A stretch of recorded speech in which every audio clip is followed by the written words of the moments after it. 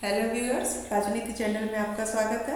आज हम लोग फ्रांस में कट्टरपंथ विरोधी नए कानून के बारे में डिस्कस करेंगे, जिसे एंटी सेपरेटिज्म बिल भी कहा गया है।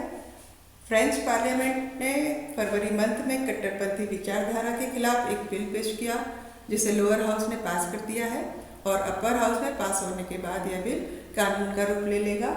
यह बिल चर्चा में इसलिए भी है क्योंकि यह इस्लामिक कट्टरता पर आघात करता है। हालांकि इस बिल में इस्लाम का कोई उल्लेख नहीं किया गया है, बल्कि इसे गणतंत्र को सुचारू रूप से स्थापित करने की मूल भावना के साथ प्रस्तुत किया जा रहा है।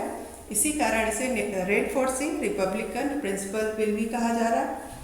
हमें इस बिल के बारे में अवश्य समझना चाहिए, जो इस्लामिक आतंकवाद को टारगेट करता है। जैसा कि हम सभी जानते हैं कि पूरे यूरोप में सबसे ज़्यादा मुस्लिम पॉपुलेशन फ्रांस में रहती है और फ्रांस में ही पिछले कुछ सालों से इस्लामिक कट्टरपंथियों के द्वारा एक के बाद एक कई आतंकी हमले किए गए थे।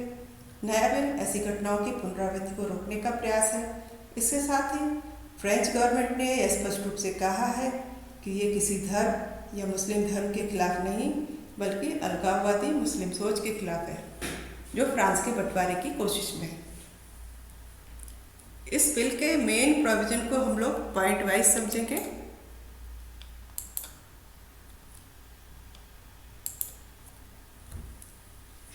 सबसे इम्पोर्टेंट प्रोविज़न है होम स्कूलिंग एंड स्पोर्ट्स। इस बिल के माध्यम से होम स्कूलिंग पर कड़े प्रतिबंध लगेंगे। यदि कोई व्यक्ति घर पर ही अपने बच्चों को पढ़ाना चाहता है तो उसे फ्रेंच गवर्नमेंट से परमिशन लेनी होगी और हेल्थ डिसेबिलिटीज़ या फिर जोग्राफिकल डिस्टेंस के सॉलिड रीज़न बताने होंगे, क्योंकि इन्हीं बेसिस पर उसे होम स्कूलिंग की परमिशन मिलेगी। इसके साथ ही मस्जिदों पर कड़ी नज़र रखी जाएगी कि कहीं वहाँ धार्मिक कट्टरता की शिक्षा तो नहीं दी जा रही है। उन शिक्षण संस्थाओं को बंद करवाया जा सकेगा जो शिक्षा की आड़ में ब्रेन वॉश करते हैं। इसके अलावा स्पोर्ट्स में जेंडर डिस्क्रिमिनेशन नहीं किया जाएगा। नेक्स्ट इम्पॉर्टेंट प्रोविज़न है foreign funding of religious organisations. इस नए कानून के तहत फ्रांस में सभी धार्मिक संस्थानों को विदेशों से मिलने वाली फंडिंग की जानकारी सरकार को देनी होगी। अगर ये चंदा 8 लाख रुपए से अधिक है तो उन्हें सरकार को इसे सूचित करना होगा और ऐसा ना होने पर या इस तरह की सूचना अगर वो नहीं देते हैं गवर्नमेंट को तो उनकी आर्थिक सहायता बंद कर दी जाएगी। नेक्स्ट है कंट्रोलिंग ऑर्गेनाइजेशंस। इस बिल के माध्यम से विदेशों से आने वाले जो विभिन्न संगठन हैं, विदेशों से जो धार्मिक संगठनों के इमाम आते हैं उनके आने पर रोक लगेगी। फ्रेंच गवर्नमेंट को संदेह है कि यही इमाम दूसरे देशों से आने वाले इमाम फ्रेंच मुसलमानों को भड़काते हैं और जबकि वहाँ के लोकल मुस्लिम हमेशा से फ्रेंच संस्कृति साथ मिलकर रहे हैं। नेक्स्ट इम्पॉर्टेंट प्रोविज़न है agreement to respect secular values.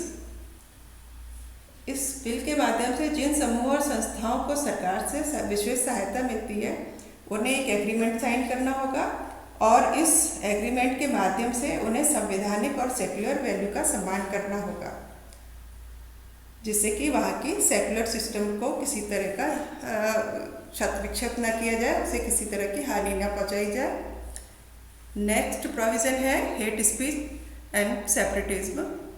धार्मिक संस्थानों में ऐसे भाषण नहीं दिए जा सकेंगे जिनसे दो समुदायों के बीच टकराव और वैमनस्य का भाव पैदा हो।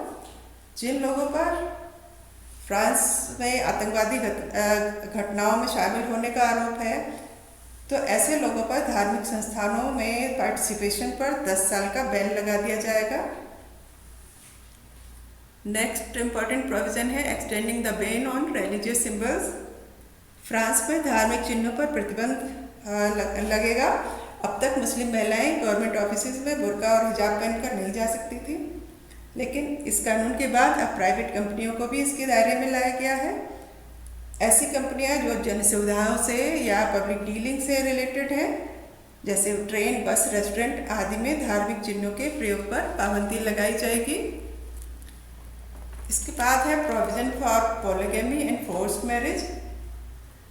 इस प्रोविज़न के तहत अगर कोई व्यक्ति एक से अधिक शादी करता है या फोर्स्ड मैरिज करता है तो उस पर 13 लाख रुपए के जुर्माने का प्रावधान है, जबकि शरीयत लॉ के अकॉर्डिंग एक व्यक्ति 4 शादियां कर सकता है, लेकिन अब फ्रांस में यह व्यवस्था नहीं चलेगी, इस पर रोक लगा दी गई है।